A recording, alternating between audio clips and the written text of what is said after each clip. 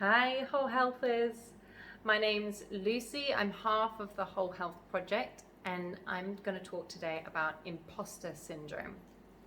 So this is when someone will feel like they are being inauthentic because they're presenting themselves as, let's say, a yoga teacher or a speaker about on a particular platform about a particular thing, or someone that's presenting themselves as a wellness professional. It can be whatever it is that's relevant to you, and you feel that you're not good enough to be that person, or you feel like, how can I embody that when, that yoga teacher role when I haven't, blah, blah, blah. I'm being inauthentic. I'm not the person that I want to step into being. Just to be clear, first of all, these are just thoughts. It does not necessarily represent reality. I'm not talking to those people who don't have an experience in a particular modality or in a particular area and they are pretending to be experts. This pops up, imposter syndrome comes up with people who actually do have the skill set, who actually can help people, who are totally within their rights to embody a particular role, a particular role in someone else's life. But nevertheless, they feel like they are being inauthentic. And that's what I want to talk about, because that stops a lot of people from doing what they want to do, taking the next step and taking up more space. Now, this is something that Rachel and I have experienced. It's something that a lot of our clients experience. So I just want to pass on a couple of things about this, because we really don't want to see people stop doing what they're good at doing because of imposter syndrome.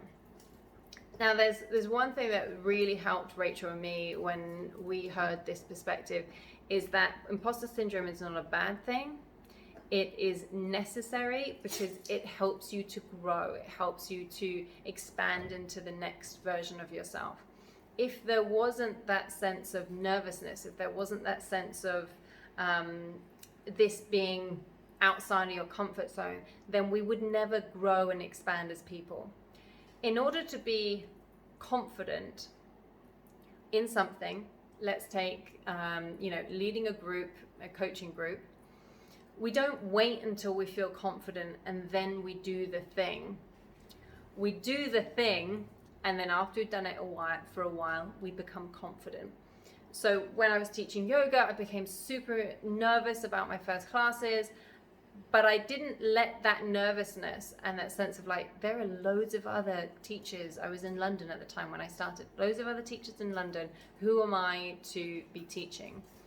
Even though it felt nerve-wracking, even though I felt very new, I did it anyway, and then the confidence came. So a lot of people think that they have to wait for the confidence to come before they feel competent. And it's actually the other way around. So first and foremost, if you're feeling that nervousness, if you feel this is a new thing, if you're feeling that you're a small fish in a big pond of lots of other bigger fishes, just know that everyone starts like that. And this is not just for people starting out. This can be when you put on a new offer in your offer suite that's bigger than anything that you've done before. When you're presenting on a platform that's alongside other people who've been in the industry longer than you. It doesn't have to be just right at the beginning. It's whatever step you take that is allowing you to expand as a person.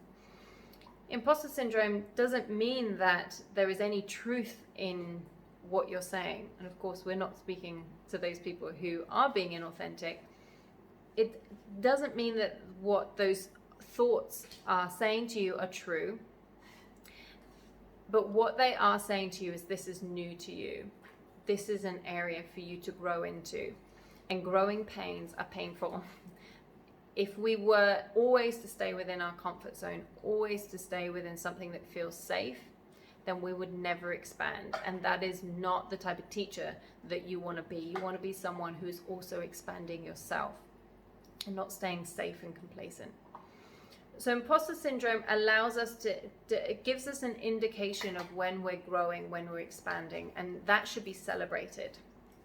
Yes, we want to make sure we have the right tools. Yes, we want to make sure we have the right capacity to be able to hold the space for a new client, a bigger program, a new platform. But we also want to notice that those nervousness feelings and that sense of, oh, this is bigger than me before, that is just telling us that this is new. And remember, our ego is there to protect us. Our nervous system is there to protect us. So it's just like, just letting you know, this is new, this is bigger, there is potential to fall. It doesn't mean that we have to listen to those thoughts. It doesn't mean that we have to act on them. We act despite them being there. We act as well as them being there. We act with compassion for our mind being like that. Compassion for those thoughts, compassion for those feelings. And then as we do it more often, we get that like, I did it. And you can have that confidence in yourself that even though those feelings came up, that you were still able to step into that next version of yourself. Growing pains, that's my dog wobbling my camera. Growing pains are painful for a reason, because our ego is trying to keep us in this safe zone. And that's just not where we want to live, because it doesn't come from truth, it comes from fear. So if you're feeling imposter syndrome, if you're doing something that's new to you, if you're doing something where you feel like, who am I to be among all these people? Recognize that, acknowledge that, be compassionate for yourself, and know that you're exactly where you're meant to be. You have a gift that will help someone to transform. It might not be that you're taking someone from being in the corporate world and being super stressed and super tired to having a 6-figure wellness company, but you're helping someone in a small A to B transformation, and that is huge. If you can nail that, if you can support that A to B transformation through your uniqueness, through your own experience, through the trainings that you've done, you are totally worthy of taking up the space exactly where you are. So imposter syndrome, if you could come away with these points. Imposter syndrome is not necessarily bad. It should not be believed. It's just a story. It's an indication that you're growing and expanding, and that should be celebrated. And you don't feel confident and then do the thing. You do the thing and then become confident, and then the next layer of growing and expanding turns up in your life. If you've experienced imposter syndrome before, write a comment, put a little hand in the air saying, yes, that's been me. That's certainly been my experience. And just know that you're not alone. If you have any questions about imposter syndrome, then let me know. If anyone resonates with this, and please share it to other people that might resonate as well, because it's super helpful to know that you're not alone, and that the imposter syndrome thoughts should not be listened to, it should not be acted upon. They're coming from protection and story. Hope that's helpful. Let me know how you get on, and I will see you soon.